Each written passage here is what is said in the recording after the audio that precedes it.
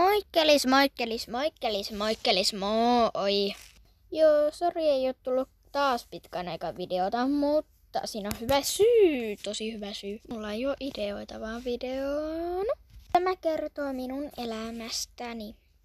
Ei siis ihan oikeasta elämästä, vaan kasha-elämästäni. Ihi! Varo vähän mun tytärtä. Hän melkein kaatui meidän auton päälle ja ois varmaan pää kolahtanut tohon peltiin, hei. Anteeksi rouva, lähden vaan tästä kotiin. Kulta, tule nyt autoon. Sitten jokin ampui meidän autoa.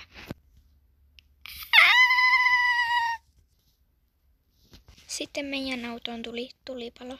Äitini tuli pelastaa minua. Hän otti minut syliin ja juostiin. Ja isä jäi autoon. Sitten me odotettiin hyvin monia viikkoja ja vaatteemme oli mennyt rikki. Miksi isä ei tullut mukaan, kun se auto räjähti? Hän ei selviytynyt siinä onnettomuudessa. Äiti, älä itke. Me selvitään tästä kyllä. Me löydetään kyllä rahaa. Mä tiedän, missä meidän asunto on ja mä tiedän, missä meidän avaimetkin on. Siellä meidän kotonamme. Äitini ei jaksanut enää juosta. Äitini kaatui. Äitilläni oli diabetes ja äitini ei herännytkään enää.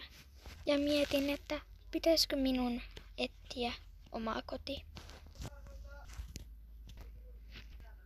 Sitten aloin itse väsyä. Ja jaksoin kyllä hyvin juosta. En halunnut pysähtyä. 2 kuukautta myöhemmin sain töitä yhdestä kahvilasta. Katsoin, kuinka iloisia ne oli. Koitin olla myös iloinen, mutta en saanut mitenkään mielestä pois perhettäni. Jatkuu PT2 eli Part 2. Heippa hei!